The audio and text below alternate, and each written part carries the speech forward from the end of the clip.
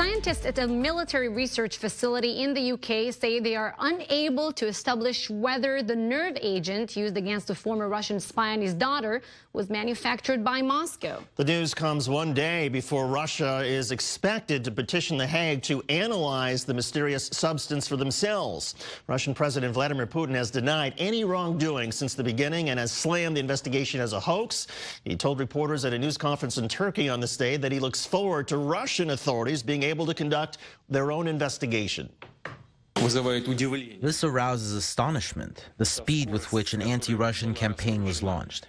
I want to inform you, even if it had already been discussed, tomorrow we are convening an OPCW meeting to study the situation in as much detail as possible. We put at least 20 questions for discussion there. I hope that will bring this to a full stop. To discuss, let's bring in John Sitilides, a geopolitical strategist at Trilogy Advisors. And John, what do you make of the fact that the British scientists are not able to say precisely what is the source of the nerve agent? Does it mean that the United States, including other allies of the UK, might have been too harsh, too quick with a response to the scandal?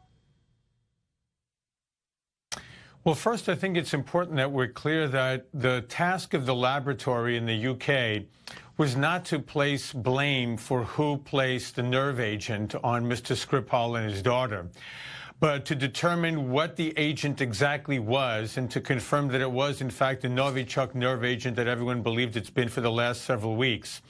They also came to the conclusion that given the quality and the potency of this nerve agent, it really could only have been delivered by a quote-unquote state actor, in other words, a nation state.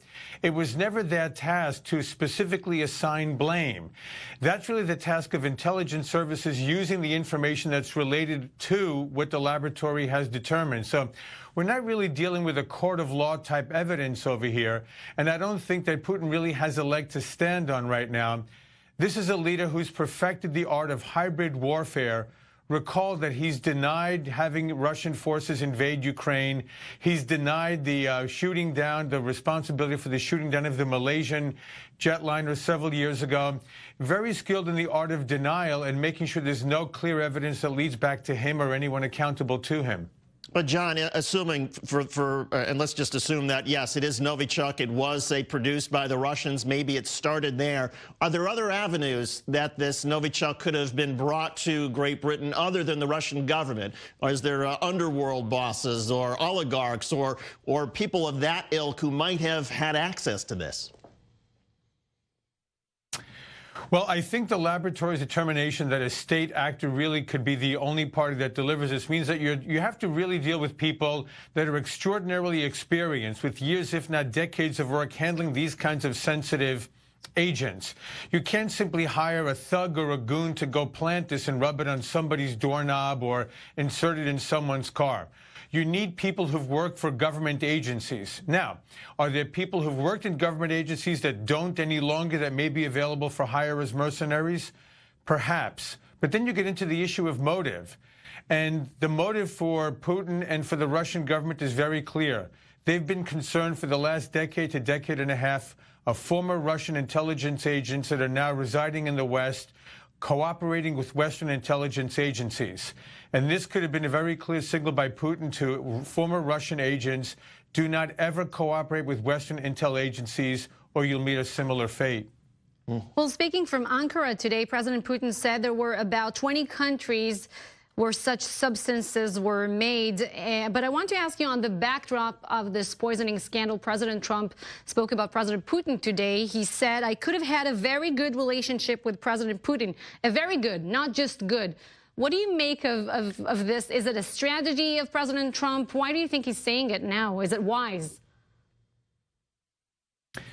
I don't think it's anything new. I mean, if we really go back to the campaign rhetoric of 2015 and 2016, Donald Trump has long believed that Vladimir Putin is someone that he really needs to try to work on having a good relationship with for factual reasons. I mean, the bottom line is that Russia controls 1/6 of the world's landmass. It spans 11 time zones, and it's a major player as it chooses to be, not only in Europe against NATO and the European Union, but now we see also in the Middle East with Syria and Iran, always in Central Asia, and even in Northeast Asia as a player in the North Korea crisis. So we need to have as good a relationship with Putin and Russia as they're willing to have.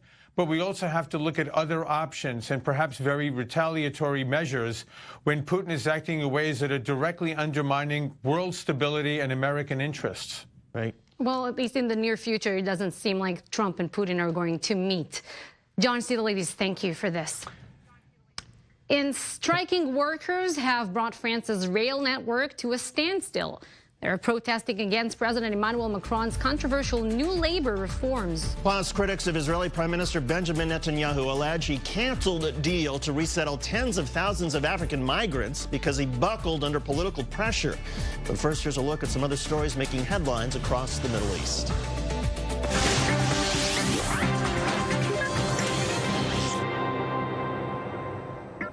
This is Eye on the Middle East, with stories from the region you likely didn't see in the news.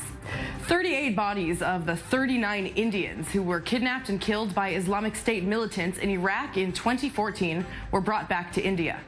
The bodies were recovered from a mound in Badoosh, the Iraqi city of Mosul, which was freed from the Islamic State last July.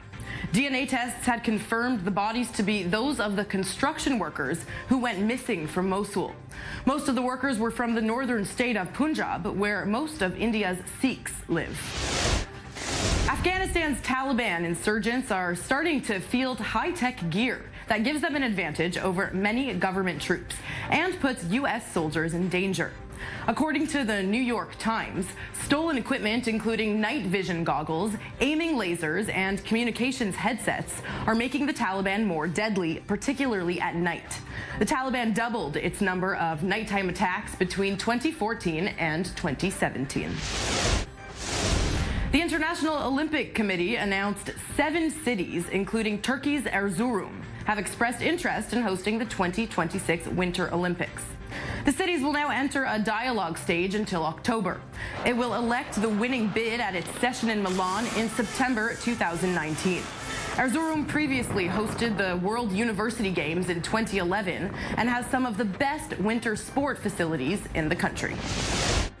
The Persian Gulf island nation of Bahrain says it has discovered its largest oil field since the country's first oil well began operation nearly 90 years ago. The government said that the new resource is understood to dwarf Bahrain's current reserves. It's located in the Khalij Al Bahrain Basin and was initially discovered in November 2017. Beyond that, Bahrain's government has released few details about the discovery.